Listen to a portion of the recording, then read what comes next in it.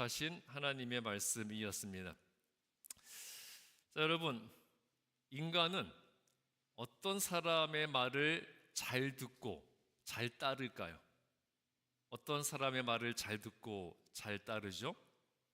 두 종류일 거예요. 무서워하는 사람, 또 하나는 좋아하거나 존경하는 사람. 자, 무서워하거나 또 존경하는 사람의 말을 잘 듣고 잘 따르는 것이 사람의 본질이고 또 본성이죠. 아마 여기 계신 분들은 대부분 학창 시절에 체벌을 다 경험해 보신 분들일 거예요. 옛날에 학교에서 선생님들이 아이들 무지막지하게 때렸잖아요. 자, 그런 시절에 학교를 다니실 때 여러분들은 어떤 선생님의 말을 잘 들었습니까? 아이들이 어떤 선생님의 말을 잘 듣죠? 때리기까지 하는 무서운 선생님과 혹은 내가 좋아하고 존경해서 잘 보이고 싶은 선생님의 말을 잘 들었을 거예요. 이렇게 무서워하기만 해도 말을 잘 듣고 혹은 존경하기만 해도 자발적으로 순종을 하는데, 만일 두려워하면서 동시에 존경하는 대상이 있다면 어떻겠습니까? 두려워하고 무서워하면서도 동시에 존경하는 대상이 있다면 철저하게 순종하고 따를 겁니다. 자, 이렇게 두려워하면서도 존경하는 것을 무엇이라고 하죠? 두려워하면서도 존경하고 좋아하는 것, 경외잖아요. 경외. 자, 우리에게 경외의 대상은 누굽니까? 하나님이 우리들의 경외의 대상이에요. 자, 하나님은 내가 하는 모든 행동을 다 알고 계시고요, 행동뿐만 아니라 내 생각과 마음까지 다 아시는 분이십니다. 내가 하는 행동 하나하나를 다 보고 다 알고 계시고요, 내 생각과 마음까지 낱낱이 살피시고 다 아시는 분이세요.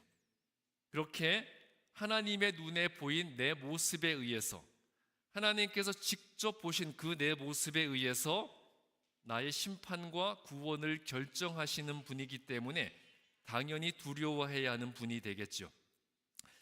자, 우리가 사람의 눈은 속일 수가 있습니다.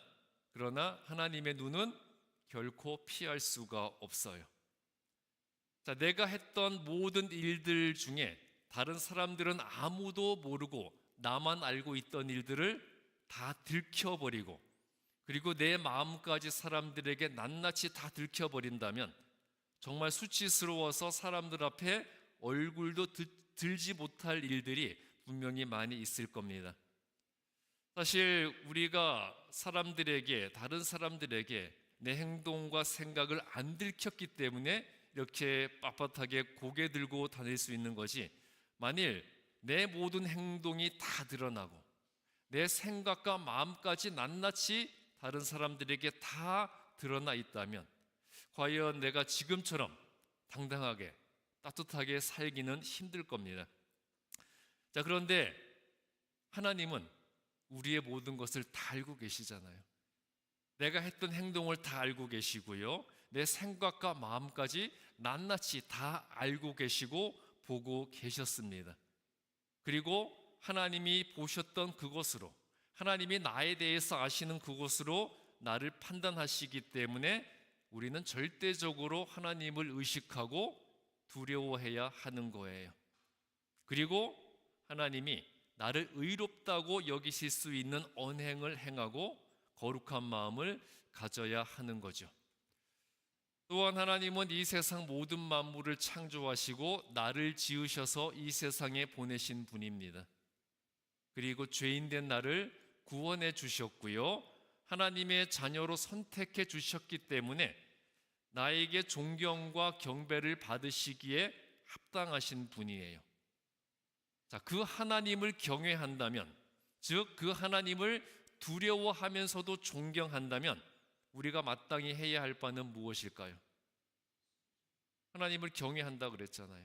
내 모든 것을 다 살피시고 하나님이 아시는 그것으로 나를 판단하고 내 미래에 대해 결정하시기 때문에 우리는 하나님을 경외해야 되는데, 즉 하나님을 두려워하면서 존경해야 하는데, 그렇게 하나님을 경외한다면 우리가 마땅히 해야 할 바가 뭐겠어요? 하나님의 말씀에 절대적으로 따르고 순종해야 하는 거겠죠. 자, 하나님의 계명의 본질과 근본은요, 행하라와 준행하라입니다. 하나님의 계명의 본질과 근본 두 가지예요. 행하라, 그리고 준행하라. 자, 성경에 이 말씀이 몇 번 나와 있는지 아십니까? 성경에 행하라, 준행하라 이 말씀이 75번 나와 있습니다. 자, 지존하신 하나님의 명령은 단 한 번의 명령이라도 절대적으로 지켜야 하는데 75번이나 똑같은 명령을 하셨다면 이게 무슨 뜻이 되는 거예요? 이 명령은 우리들의 삶의 절대적인 지침이 되어야 한다는 의미겠죠. 그만큼 하나님의 강력한 명령이라는 것이에요. 여러분, 하나님의 말씀은요, 그냥 습득해서 축적해 놓는 지식이 아니라 내가 반드시 행해야 하는 명령이고 지시이고요, 우리가 반드시 따라야 하는 규범이고 지침이에요. 하나님의 말씀을 얼마나 많이 알고 있느냐가 아니라 얼마나 많이 행했느냐가 믿음의 기준이 됩니다. 여러분, 솔직히 한번 이야기해 보세요. 목사를 판단하는 기준이 뭡니까? 성도들이, 교회가 목회자를 판단하는 절대적인 기준은 설교죠. 그래서 설교 잘하는 목사가 좋은 목사이고요, 우리 감리교회는 목회자를 교단에서 파송하니까 별 관계가 없지만 개교회에서 목회자를 개별적으로 청빙하는 교회의 경우는 목회자 청빙의 절대적 기준이 바로 설교입니다. 설교가 목회자를 청빙하는 최우선 순위가 돼요. 그래서 목사를 청빙할 때 제출을 요구하는 첫 번째 항목이 설교예요. 그래서 예전에는 청빙 후보자들이 설교를 녹음한 카세트 테이프를 보내라고 했습니다. 요즘 젊은 세대는 카세트 테이프가 뭔지도 모르죠. 본 적도 없을 겁니다. 제 딸아이도 처음 면허를 따고 중고차를 사줬을 때 20년 된 차다 보니까 카세트 테이프를 꽂는 곳이 있었어요. 이게 뭐냐고 묻더라고요. 그래서 아무리 설명해줘도 알 수가 없죠. 본 적이 없었으니까. 설교 테이프를 보내게 했고, 그 다음에는 CD를 보내게 했고요. CD 다음에 뭐였겠어요? DVD를 보내라고 했고요. 지금은 설교 파일이나 설교 링크를 보내는 것으로 발전되어 오고 있습니다. 자, 물론 목사가 설교를 잘해야 하는 것은 사실이죠. 그런데 성도들이 설교를 잘 듣는 것 또한 중요해요. 즉, 목사는 설교 말씀을 잘 전해야 하고 성도들은 설교를 잘 들어야 합니다. 여기서 잘 듣는다는 것은요, 귀로 듣기만 하는 것이 아닙니다. 한 귀로 듣고 한 귀로 흘려버리는 것도 아니고요, 귀로 듣고 머리에 지식으로 쌓아놓기만 하는 것도 아니에요. 여기서 잘 듣는다는 것은 사무엘상 3장 10절에서 사무엘이 하나님의 말씀을 처음 들었을 때 했던 말, 무슨 말 했습니까? 주여 말씀하옵소서, 주의 종이 듣겠습니다. 이런 의미가 되어야 돼요. 물론 사무엘도 듣겠다고 했죠. 그런데 그 앞에 있는 말이 중요합니다. 주의 종이 듣겠습니다 그랬어요. 종이 주인의 말을 듣는다는 것은 종이 주인에게, 주인 말해보세요, 내가 들어보고 판단하겠습니다. 내가 들어보고 할 건지 말 건지 결정하겠습니다. 주인 당신이 말하면 내가 들어보고 옳은지 옳지 않은지 결정하겠습니다. 그게 아니죠. 종이 주인의 말을 듣겠다는 건 무슨 뜻입니까? 주인이 말하는 즉시 주인이 말하는 대로 행하겠다는 순종과 의지의 표현이에요. 여러분, 설교를 들으면서 설교를 잘한다 못한다 판단만 할 것이 아니라 그 설교를 듣고 내 삶이 얼마나 변화되었는가, 그거를 생각해 보셔야 돼요. 즉 내가 들은 설교대로 내가 얼마나 실천하며 살고 있느냐가 중요하다는 거죠. 자, 성도들이 설교를 듣고 가장 많이 하는 말들이 어떤 말입니까? 설교를 듣고 가장 많이 하는 말들이 조 목사 설교 잘하네, 오늘 설교 좋았네, 또 목사에게 오늘 말씀에 은혜 많이 받았습니다, 이런 말들을 많이 하죠. 자, 그런데 이렇게 말하는 것으로만 끝나버린다면, 말로만 끝나버린다면 아무리 설교를 잘했고 좋은 설교였고 그 말씀을 통해서 은혜를 받았다고 하더라도 말로만 끝나버린다면 그 설교는 버려지는 말씀이 되어 버리는 거예요. 여러분, 목사가 설교하기 가장 힘든 대상이 누군지 아십니까? 목사가 가장 설교하기 힘든 대상, 목사예요. 목사들 앞에 앉혀놓고 설교하기가 제일 힘든데 그 이유는 뭐냐 하면 목사들은 다른 목사들의 설교를 전혀 귀담아 듣지 않습니다. 그리고 변화도 안 돼요. 가장 변화시키기 힘든 존재가 바로 목사들입니다. 그런데 여러분, 설교를 들으면서 자, 그래서 어쩌라고, 너나 잘하세요, 맞는 말이기는 한데 현실성이 없네, 지는 그렇게 사나, 요즘에는 그렇게 살기 힘들어요. 자, 이렇게 하나님의 말씀 앞에 강팍하고 완악한 영혼이 되어서는 안 됩니다. 많은 성도들이 목사들의 설교를 들으면서 점수를 매긴다고 그러더라고요. 자, 오늘 저 설교는 땡, 오늘은 50점, 오늘은 70점, 오늘은 우리 목사님이 미쳤나 봐, 오늘은 90점. 그렇게 설교에 점수를 매긴다고 하더라고요. 설교 점수 계속 매기셔도 됩니다. 근데 중요한 거는 뭐냐면요, 설교의 점수를 매기고 평가하는 것처럼 내 자신의 신앙생활에 한번 점수를 매겨보세요. 자, 여러분의 신앙생활은 과연 몇 점이나 될 것 같습니까? 우리가 전적으로 따르고 순종해야 할 것은 참된 진리인 하나님의 말씀인데 그 진리를 깨닫지 못하는 문외아, 문외아는 내가 없다는 거죠. 생각이 없다는 거예요. 진리의 말씀 앞에 생각이 없는 것도 문제지만 또 하나님의 말씀에 대해서 생각만 하고 그 진리를 지식으로만 간직하는 것도 문제예요. 여러분, 우리 기독교가 종교입니까? 종교가 아닙니까? 자, 우리 기독교가 종교예요? 너무 어려운 질문인가요? 자, 우리 기독교가 종교입니까? 아닙니까? 기독교는 종교가 아닙니다. 철학과 윤리는 더더욱 아니에요.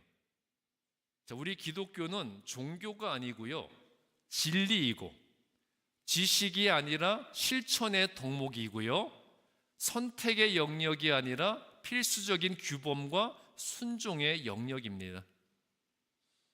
자, 그러므로 행하지 않는 믿음은요, 어떠한 능력과 권세도 누릴 수 없는 죽은 믿음이에요.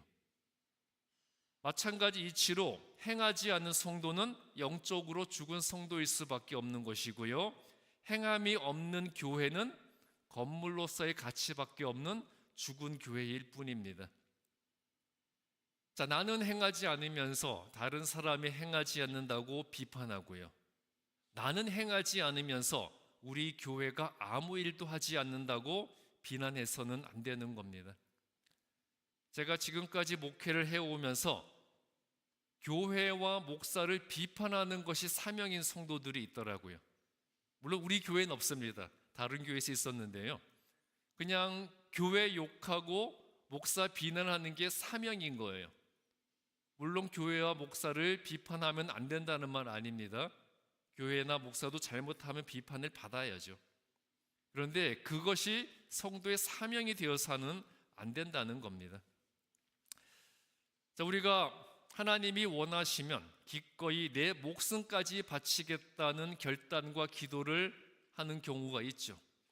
주님이 부르신다면, 하나님이 원하신다면 내 목숨까지, 생명까지 바쳐서 헌신하겠습니다, 그렇게 기도와 결단을 하는 경우가 있는데, 그런데 목숨까지도 바치겠다고 해놓고서는 막상 하나님 앞에서 시간을 아끼고 물질을 아끼고 건강을 아끼면서 내 힘과 열정을 하나님을 위해서 사용하는 것을 손해보는 것으로 여기고 있지는 않습니까? 자, 아브라함처럼 순종하지 않으면서 아브라함만큼 복받기를 원하고요. 다윗처럼 행하지 않으면서 다윗처럼 번영하기를 원하고, 다니엘처럼 희생하지 않으면서 다니엘처럼 높아지기를 원하고, 바울처럼 헌신하지 않으면서 바울과 같은 권세를 행하기를 바란다면, 자, 이런 마음을 무슨 마음이라고 해야 되겠습니까? 자, 이런 마음이 무슨 심보예요? 이런 마음이 도둑놈 심보인 거죠. 그리고 이것이 탐욕이고 욕심이고 교만입니다. 그리고 탐욕과 욕심과 교만이 바로 하나님이 경계하시는 가장 큰 죄악들이에요. 자, 여러분, 이스라엘이 애굽을 탈출했을 때 출애굽한 이스라엘의 앞을 무엇이 가로막았습니까? 홍해가 가로막았죠. 자신들의 앞을 가로막고 있는 그 홍해 앞에서 이스라엘이 그 홍해를 향해 나아가라는 하나님의 말씀에 순종했을 때 홍해가 갈라지는 역사가 일어났어요. 제가 여러 차례 말씀드렸지만 홍해가 갈라진 다음에 이스라엘 백성들이 홍해로 들어간 것 아닙니다. 여전히 험한 파도가 치고 있는 그 홍해 안으로 이스라엘이 하나님이 시키시는 대로 들어갔을 때 홍해가 갈라진 것이었어요. 여전히 그들 앞에 홍해가 흐르고 있었지만 그 바닷물에 담대히 발을 담궜을 때 홍해는 갈라졌습니다. 자, 하나님의 역사는요, 인간의 생각과 지혜에 의해서 나타나는 것이 아니라 순종할 때, 하나님의 말씀대로 순종할 때 우리의 상상을 초월해서 이루어지게 되어 있어요. 다니엘과 같이 사자굴에 들어가라면 사자굴에 들어가는 것이고요. 또 사드락, 메삭, 아벤두고처럼 풀무불에 들어가라고 하면 주저하지 않고 풀무불에 들어가는 것이고요. 이렇게 하나님의 명령대로 준행하는 믿음이 하나님의 기적을 보게 하는 능력의 근원이 되는 겁니다. 자, 그렇다면 다니엘은 사자굴에 들어가라니까 사자굴에 들어갔고요. 사드락, 메삭, 아벤누고는 풀무불에 들어가라고 하니까 풀무불에 들어갔습니다. 자, 그러면 하나님의 사람이자 그리스도인으로서 나는 무엇을 해야 될까요? 자, 나는 하나님의 사람이자 그리스도인으로서 무엇을 해야 되겠습니까? 무엇을 해야 되겠어요? 하나님과 예수님께서 내게 지시하신 명령을 떠올리고 그대로 하면 되는 거죠. 구약과 신약, 이 성경을 통틀어서 하나님과 예수님께서 얼마나 많은 명령과 지시를 내게 하셨습니까? 그 명령과 지시를 떠올리면서 그대로 행하면 돼요. 자, 하나님과 예수님께서 어떤 명령과 지시들을 하셨죠? 여러분이 기억나는 거 뭐 있습니까? 순종하라, 섬기라, 거룩하라, 예배하라, 기도하라, 전도하라, 사랑하라, 겸손하라, 희생하라, 충성하라, 헌신하라, 의로운 삶을 살라. 또 뭐가 있겠습니까? 어쨌든 많이 있죠. 성경을 통해서 하나님과 예수님께서 하신 명령들, 자, 무엇을 말씀하시든지 말씀하신 그대로 행하는 것이 믿음이고요. 하나님은 그러한 우리들의 믿음을 통해서 일을 하시는 거예요. 오늘 구약 본문 신명기 4장 1절부터 6절 말씀은 하나님이 주신 가나안 땅에 들어가서 이스라엘이 지켜야 할 하나님의 계명입니다. 하나님은 이스라엘에게 약속하셨던 그 하나님의 언약이 성취되기 위해서는 하나님의 말씀과 계명에 전적으로 순종해야 한다고 말씀을 하시고 있어요. 신명기 4장 1절부터 2절에서 하나님의 규례와 법도를 준행하는 것이 하나님이 이스라엘에게 약속하신 땅 가나안을 정복하고 그곳에서 번영하는 조건이라는 것을 분명하게 밝히시고 있습니다. 또 3절에서는요, 하나님이 아닌 다른 우상을 섬겼던 자들이 멸망했던 사건을 상기시켜 주시고 있는데요, 여기서 우상이라는 것은 이방의 신들뿐만 아니라 하나님의 말씀을 따르는 것보다 더 소중하게 여기는 모든 것들을 다 포함하고 있어요. 즉, 하나님께 순종하고 그의 말씀대로 따르는 것을 가장 중요한 가치로 여기지 않는 자들은 멸망하게 될 것이라는 것을 분명하게 알려주신 것이었습니다. 그리고 5절부터 6절에서 이스라엘이 하나님의 명령을 그대로 행하게 될 때 주변의 여러 민족으로부터 이스라엘이 하나님을 섬기고 그의 말씀대로 행했기 때문에 저렇게 크고 놀라운 번영을 이루게 되었다는 찬양을 받게 될 것이라고 약속해 주셨습니다. 하나님은요, 이스라엘이 모든 민족을 압도하는 힘과 번영을 누리는 것은 오직 하나님의 말씀대로 행하고 따르는 것을 삶의 최우선 순위에 두게 될 때 가능해진다는 것을 알려주신 것이었어요. 하나님의 선택된 백성으로서 이스라엘이 하나님의 말씀대로 행하고 따르는 것, 그것을 삶의 최우선 순위에 두게 될 때 주변의 모든 민족들로부터 찬양을 받게 될 것이라고 말씀해 주신 겁니다. 자, 창조주이신 하나님께서 피조물인 인간에게 계명을 준수하라고 하신 것은요, 구약과 신약을 통해서 흐르는 하나님의 절대적 명령이에요. 하나님의 계명은 구약에서 끝나는 것이 아니라는 것을 빌립보서 4장 8절부터 9절에서 증거하고 있습니다. 바울은 빌립보서 4장 9절에서 성도들에게 자신으로부터 하나님의 말씀을 듣고 배운 후에 그대로 행할 때 하나님의 평강이 함께하게 될 것이라고 약속을 하고 있습니다. 하나님이 명령하신 대로 참되고 경건하고 옳고 정결하고 사랑받을 만하고 칭찬받을 만한 일을 하는 것이 예수님을 믿는 그리스도인들의 최우선 덕목이라는 것을 8절에서 분명하게 선포하고 있습니다. 자, 그런데 솔직히 오늘날 예수님을 믿는다는 자들에게 말씀을 진리로 믿는 확신과 말씀대로 행하는 열정과 헌신과 희생이 부족한 것이 사실이에요. 자, 오늘날 우리 기독교의 가장 큰 적이 누구라고 그럽니까? 다른 종교를 볼 때 오늘날 우리 이슬람 교도들을 기독교의 가장 큰 적이라고 하잖아요. 자, 물론 그들은 틀린 믿음을 가지고 있습니다.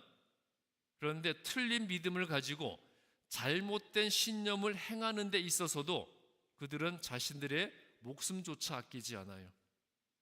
이슬람 교도들은요, 자신들의 신을 위해 목숨을 바치라 그러면 기꺼이 주저하지 않고 바칩니다. 그런데 과연 우리는 하나님을 위해 무엇을 하고 있을까요?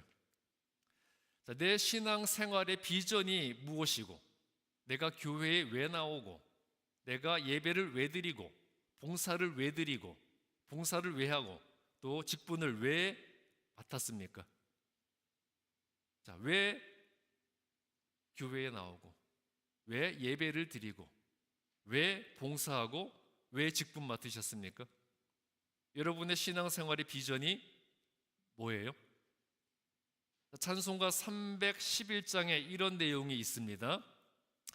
내 너를 위하여 몸 버려 피 흘려 내 죄를 속하여 살 길을 주었다. 널 위해 몸을 주건만 너 무엇 주느냐? 널 위해 몸을 주건만 너 무엇 주느냐? 자, 이 찬송의 가사가 마음에 와 닿으십니까? 전혀 마음에 안 와닿는다는 표정이신 것 같은데요. 내가 하나님을 위해서 무엇을 했습니까? 하나님은 나를 위해서 당신의 독생자 외아들을 보내주셨고요, 그 독생자 외아들 예수 그리스도는 자신의 생명을 주셨는데 나는 그 하나님과 예수님과 그분이 세우신 주의 몸된 교회를 위해서 과연 무엇을 했습니까? 자, 우리가 언젠가는 다 죽어서 천국의 문 앞에 이르게 되겠죠. 천국의 문 앞까지는 다 이르게 될 거예요. 천국의 문 앞에서 하나님으로부터 질문을 받게 될 것인데, 천국 문 앞에서 하나님께 받게 될 질문이 과연 무엇일까요?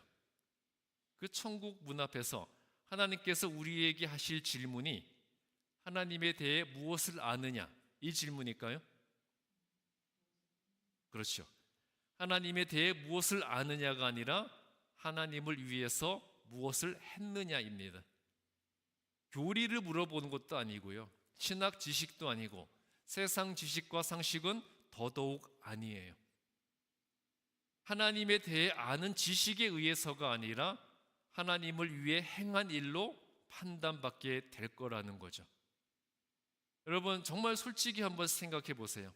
내가 과연 지금까지 하나님을 위해서 한 일은 무엇이 있을까요? 나를 위해서 한 일이 아니라 하나님을 위해서, 예수님을 위해서 한 일이 무엇이냐는 거예요. 솔직히 하나님을 믿는 것조차도, 예수님께 기도하는 것조차도, 교회 다니는 일조차도, 봉사하고 헌신하는 일조차도 결국은 다 나를 위한 일 아니었습니까? 자, 우리의 신앙생활이 나를 위한 신앙생활이었습니까? 하나님을 위한 신앙생활이었습니까? 우리는 솔직히 나를 위한 신앙생활을 해왔다는 겁니다. 우리가 하나님의 말씀대로 행하기 위해서 받은 달란트대로 충성할 때, 즉 하나님이 내게 주신 은사를 가지고 하나님께 충성할 때 더 많은 달란트와 더 많은 은사를 주실 겁니다. 여러분, 하나님께 은혜 받기 원하십니까? 은혜 받기 원하세요? 그렇다면 행하십시오. 또 여러분, 우리 교회가 축복받기를 원하세요? 그러면 행하십시오. 또 천국 가고 영생을 얻기 원하세요? 그렇다면 깨어서 긴장하셔야 됩니다. 현실에 안주해서 맡은 바 사명을 잃어버린 교회와 성도는요, 더 이상 하나님의 선택된 족속이 될 수가 없어요. 한 번 받은 은혜라고 계속 누릴 수 있는 것 절대 아닙니다. 은혜 받기에 합당한 사명을 감당하지 못하면 하나님께서는 언제나 그 은혜를 거두어 가십니다. 하나님의 특별한 선택을 받고서도 하나님 앞에 합당한 모습을 지키지 못함으로써 멸망당했던 수많은 사람들에 대해서 성경에서 확실하게 증거하고 있잖아요. 분명히 하나님의 마음에 합당한 사람이었기 때문에 합당한 선택을 받았는데, 하나님께 선택을 받았는데 그 합당한 모습을 끝까지 지키지 못함으로써 버림받고 멸망당한 사람이 성경에 얼마나 많이 나와 있습니까? 여러분, 우리 자신과 우리 교회에 베풀어 주신 은혜를 먼저 생각해야 돼요. 그리고 받은 은혜와 감사의 조건에 대해서 전적으로 감사만 하시기 바랍니다. 모든 것이 은혜이고 모든 것이 감사의 조건이라는 것을 아셔야 돼요. 자, 우리 교회가, 그리고 하나님의 선택된 백성인 우리 자신이 하나님을 위해서 해야 할 일을 감당하기 위해서 늘 긴장하여 깨어 있고, 또 하나님께서 무슨 말씀을 하시든지 말씀하신 그대로 헌신하고 순종하시기 바랍니다. 하나님이 나에게 행하라고 이르신 모든 일을 지켜 행할 때 내 앞길이 번영하게 될 것이고요, 하나님께서 우리 교회에 행하라고 하신 사명을 우리가 감당할 때 우리 교회가 복음의 지경과 구원의 지경을 넓혀 나가는 귀한 하나님 아버지의 집이 될 겁니다. 자, 너희도 이와 같이 행하라. 너희도 이와 같이 행하라. 이 말씀을 마음에 새기고 하나님의 명령대로, 예수님의 가르침대로, 그리고 성령의 이끄심대로 행하고 순종하는 거룩한 그리스도인들이 되시기를 주님의 이름으로 축복합니다. 기도하겠습니다.